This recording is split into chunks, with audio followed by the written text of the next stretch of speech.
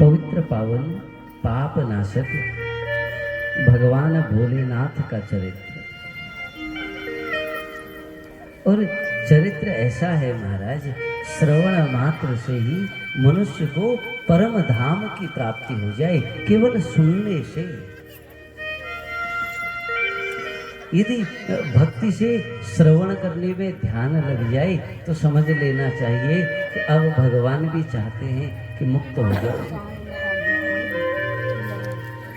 जब से बंधनों से थोड़ा मन हटने लग जाए ना,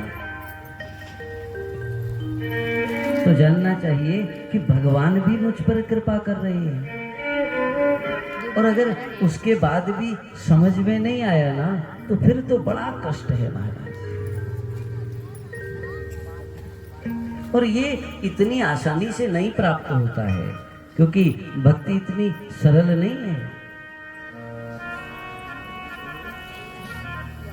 परंतु जिस विधि से भी अगर कभी कहीं भगवान की कथा में, ध्यान में, नाम संकीर्तन में बैठने का मौका मिल जाए ना, तो उतने समय और सब भूल जाना है, तब ही ध्यान बनेगा। और दूसरा, भगवान में जब तक अपनत्व नहीं होगा ना, जब तक हम भगवान को अपना नहीं मानेंगे ना, तब तक बात बनेगी नहीं। और फिर यदि इष्ट भगवान भोलेनाथ हों, जो वो तो मात्र स्तुति मात्र से प्रसन्न हो जाते हैं।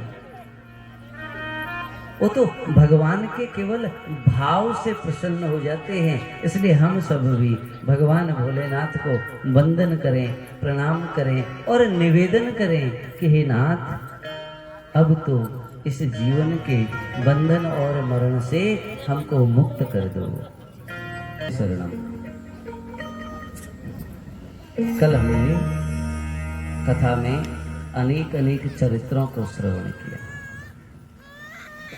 कल हमने श्रवण किया कि वो यज्ञदत्त नाम के जो ब्राह्मण हैं, उनका पुत्र किस प्रकार से संस्कार से भटक गया है। कभी कभी अभिमान की स्थितियां, कभी कभी अहंकार की स्थितियां, कभी कभी मोह की स्थितियां ये मनुष्य को पथ से भटका देती है।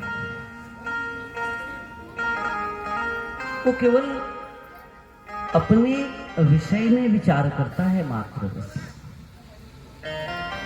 और अपने विषय में भी वो मुक्त शरीर की बात नहीं करता, भोग शरीर की बात करता है।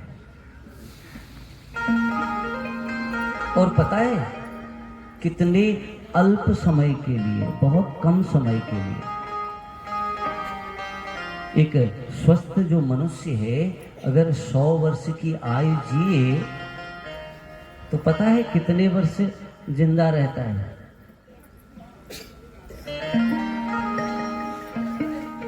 कितने वर्ष जिंदा रहता है? आप लोगों का क्या विचार है? 25।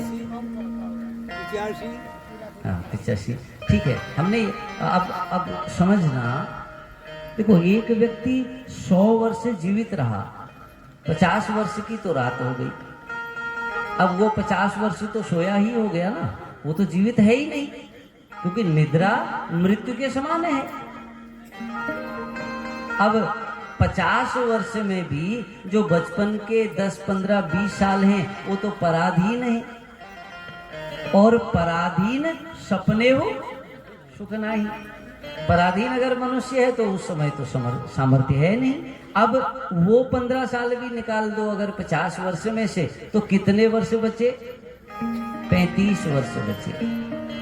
अब उन 35 वर्षों में भी महाराज 100 वर्ष का अगर गणित हुआ है ना, तो फिर 60 साल के बाद तो बुढ़ापा आ गया। 35 में 60 साल से बुढ़ापा आ गया, तो अब 35 का भी तो आधा करना पड़ेगा। अब 17 वर्ष, चलो किसी पर ज्यादा दया हो गई 20 वर्ष। और उसमें भी कुछ लोग ऐसे हैं ना, दिन भर भी सोए रहते हैं। अब वो कितना जिंदा रहा विचार करिए। 15-20 साल मुश्किल से, चलो 25 साल मान लेते हैं, 25 साल के सुख के लिए कई कई करोड़ कल्पों तक नर्क में गिरता है ना। और विचार करिएगा ना, गरुड़ पुराण कहता है 16वें 15वें और 16वें अध्याय में गरुड़ पुराण का ये जिक्र है कि धर्मात्मा मनुष्य सुख कैसे भोगता है। जब मृत्यु होती है ना, सुंदर सुंदर विमान लेने आते हैं, सुंदर सुंदर सरोवरों का जल पीने मिलता है, ऋषि इत्यादि गुणगान करते हैं, और यहाँ तक कि धर्मराज भी करते हैं, कहते हैं अरे धन्य भाग तुम हमारे यहाँ आए महाराज। जो सत्पुरुष होता है ना, उसकी हर जगह प्रसन्नता होती है। और यमराज भी उनसे कहते हैं महाराज क्षण मात्र के लिए यहाँ पर विश्राम करिए, सुख भोगिए, और फिर आप ऊपर के लोकों में जाइए, क्योंकि आपको तो वैकुंठ, आपको तो स्वर्ग, आपको तो परम धाम को जाना है ना।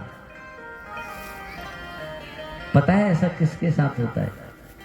जो सदचरित्र हो, जिसका मन भगवान की भक्ति में भी लगता हो,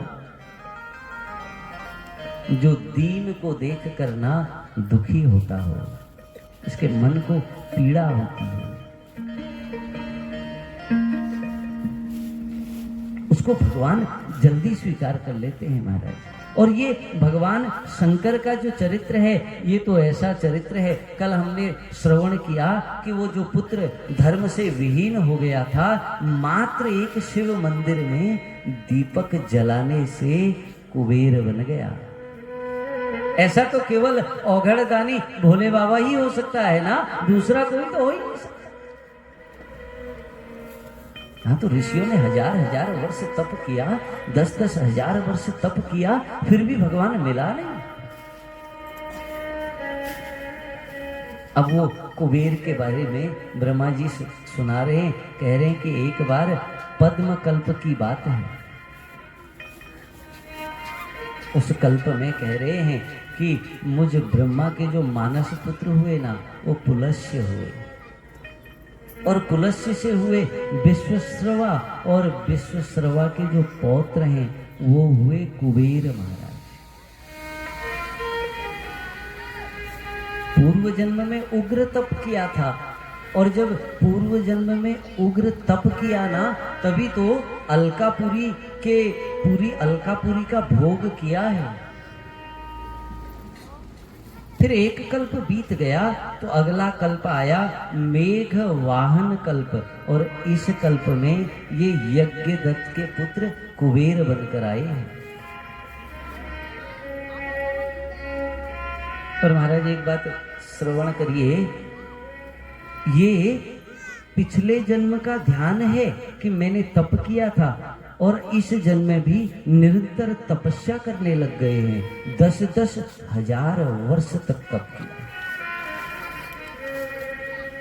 हम 3 घंटा कथा में बैठते हैं ना, तो प्राण पे आफत आ जाती है, अरे कब आरती करेंगे महाराज, आज ही सुना दोगे सब, कल के लिए भी तो रखो कुछ। होती है ना 3 घंटे में ही। मगर देखिए, इन्होंने 10 हजार वर्ष तक तप किया। केवल तप नहीं किया,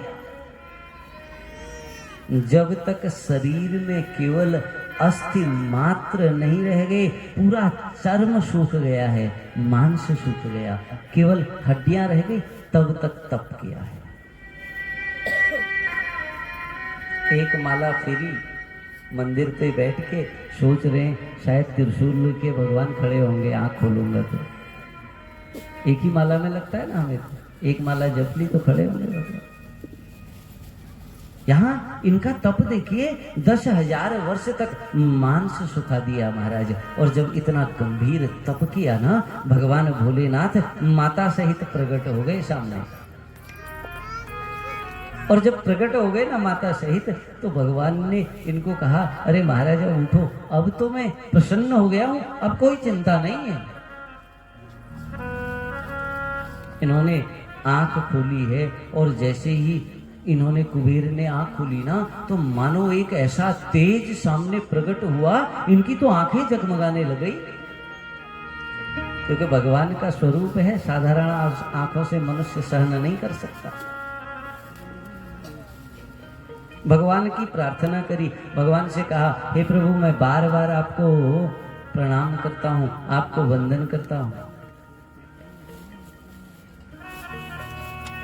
अब साथ में माता को भी देख रहा है, माता पार्वती को देख रहा है। और जब माता पार्वती को देखा ना तो बड़ा परेशान हो गया है। शंभो समीपे क्या कायोदी देखां सर्वांग सुंदरी अनया किं तपस्त्वं ममापि तपसोधिकम। मन में विचार कर रहा है, अरे महाराज ये सुंदरी कौन है? और सबसे बड़ी बात तो ये सोच रहा है, इन्होंने मेरे से बड़ा कौन सा तप कर लिया जो ये भगवान के साथ विराजमान है? ये कोई साधारण बात थोड़ा ना है। अब मन में ईर्ष्या हो रही है, ईर्ष्या हो रही है। और जब ईर्ष्या हो रही है ना तो उसी समय जब माता को क्रूर दृष्टि से देख रहा है ना, माता को क्रोध आ गया। उसी समय बाईं आंख फूट गई।